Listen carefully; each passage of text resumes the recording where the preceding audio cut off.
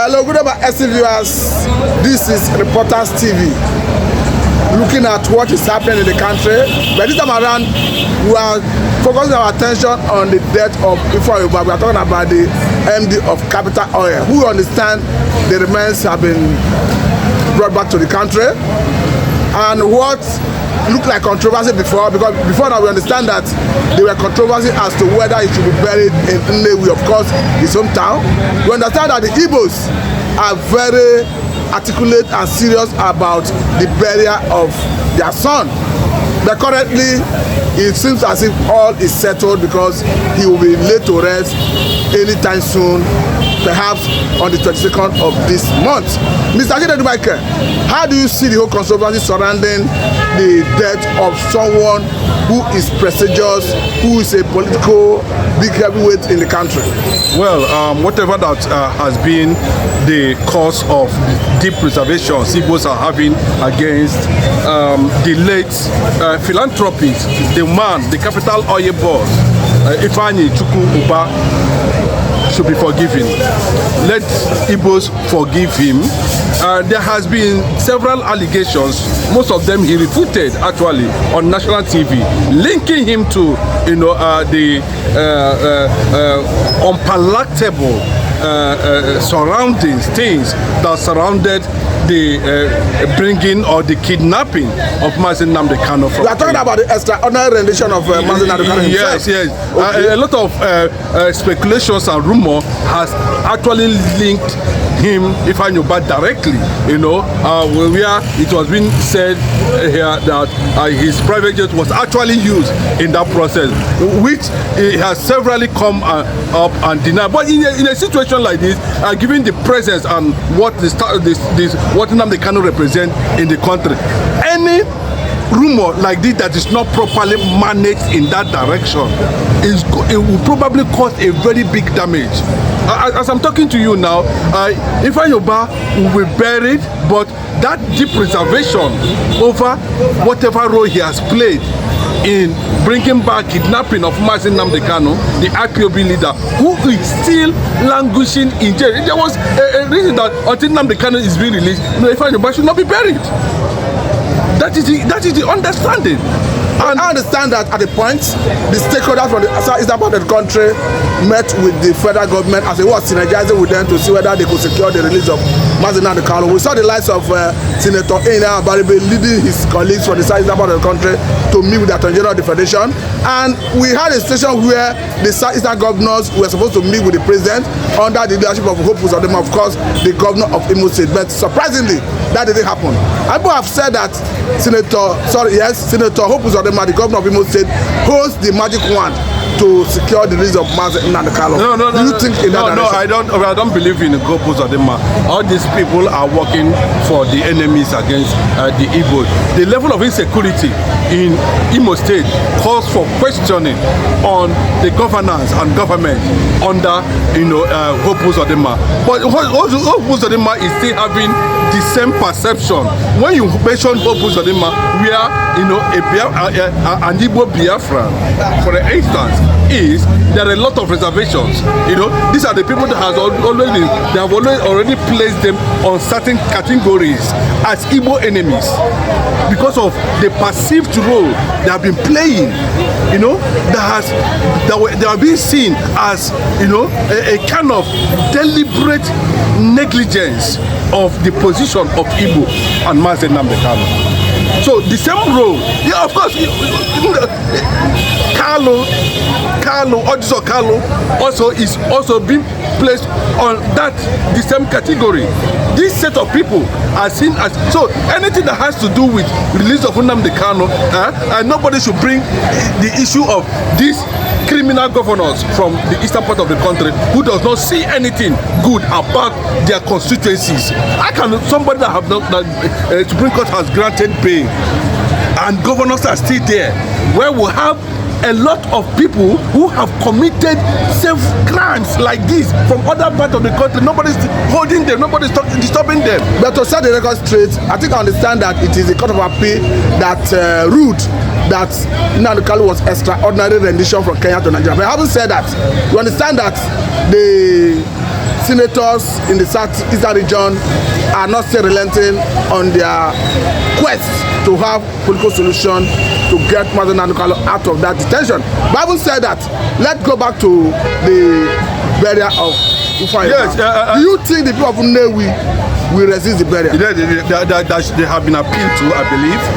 The appeal has, I think, gone to an extent before they start flying his corpse back to Nigeria. I think there should be level of compromise, there should be level of acceptance, there should be level of appeal, you know, because the Nnewi people are not happy with Ifeanyi by himself. You understand? And so whatever there is a man who is known for his philanthropic if you have known Ifeanyi in the past, if you have come closer to Ifeanyi in the past, and later understand or feel that Ifeanyi will be treated like this, bro, somebody like me would disagree with you, because we know that among all the big boys from the eastern part of the country, Ifeanyi was outstanding in terms of philanthropic gestures. He was outstanding, but immediately APC came into a position of power in this country, every Igbo man becomes, you know, a threat to their fellow Igbos. So there must be something APC is championing that these people know they are simply afraid of. So tying on this issue around Ifeanyi supposed burial it might be linked to something that is not in the public domain. Especially ever since some of these people joined this party, APC, the Igbo politicians from the eastern part of the country have not been very, very active. But let me come from this angle, because I understand the Igbos, the Biafrans, practice the same culture with the Jew. You understand that someone like Samuel told the people of Israel that they should, no, Joseph told the people of Israel that while they go back from Egypt, they should go back along with his bone. And we understand that that is like an insurance certificate saying that whatever happens on the way, you must get back to the promised land. Of course, the bone of the prophet must arrive at Israel. Having said that, what is that thing that makes Igbos attach so much importance to the burial of the remains of their relatives? Yes, I understand that in some cases they even say go and bring sand from where that person died. If you cannot lay hand on the corpse. It's a prominent Igbo son, no matter how you look at it. Ifeanyi is a very dominant personality when it comes to that circle of Igbo nation, you know. But whatever that has happened, that we are creating this kind of impression about him, well, we are going to leave that to posterity. But coming to our Jewish religious culture, Igbo anaga number, what it means that, you know, whatever happens, if you like die in the moon, we'll bring it back. It's a culture of our forefathers, the God of Abraham, Isaac, and Jacob, where we belong. You can remember that they could not be able to bury the corpse of Jacob in Egypt. They have to bring. It's a culture. It tells you about who we are, where we are coming from. Nobody is going to take that away from us. Whatever happens, you know, as an Igbo son, you'll be brought back to, you know, it is only in Igbo land that you can see great-grandfathers buried in their home. We don't go to mortuary. That's to tell you the extent of love that we have for, you know, for us to that extent. Seeing that this is the situation, what is the takeaway? When I mean takeaway, what is the lesson the eggheads in the southeastern part of the country, when I mean eggheads, I'm talking about work creators in the southeastern part of the country, what lesson should they learn from this? Of course, whatever that's happened now about Ifeanyi, the fact still remains that Igbos are known for one thing. They are adventurous, they are Republicans, they are mobile economy, they know how to turn darkness into light.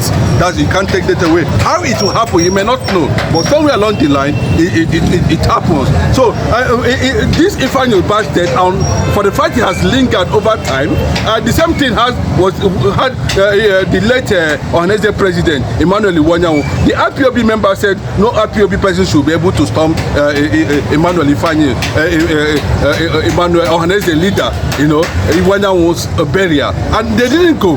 If you are going there, it's on your own risk, you know, because we have begin to, you know, understand that at this platform, Reporters TV, you know, we need to put some of these things very clearly so that people will understand. People need to understand that, you know, Igbos are evolving. They are becoming one.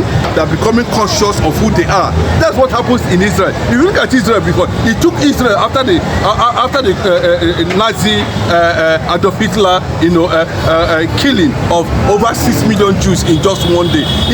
From there, the Israeli nation, the Israeli tribe, begin to understand who they really are. Time is coming. The Igbos are evolving. They are understanding. It is becoming more clearer to them of their position in Nigeria and in Africa, and of course at the global level. That alone, you know, is a big transformation. And what is that Igbos must learn from there? One takeaway is that, you know, Igbos are beginning to have it very clearly on their identity. By the time you know your identity, you know who you are, then you know that's a stepping stone to define, to approach, and to get your destiny. I think I must say, Reverend, thank you for your time. I think this is a good place to let it go, if you permit me. But meanwhile, this is National Reporters TV. We encourage you to stay on this channel until we come your way next time. This is National Reporters TV. Thank you very much. Yes, keep on watching this platform. Like, share, and comment, because you are going to experience, you know, more storming and more takeaways and more reports on developments within Igbo land, outside Igbo land, Nigeria, Africa, and the world. Thank you and God bless. Thank you. How do you end? Listen, don't. Yeah.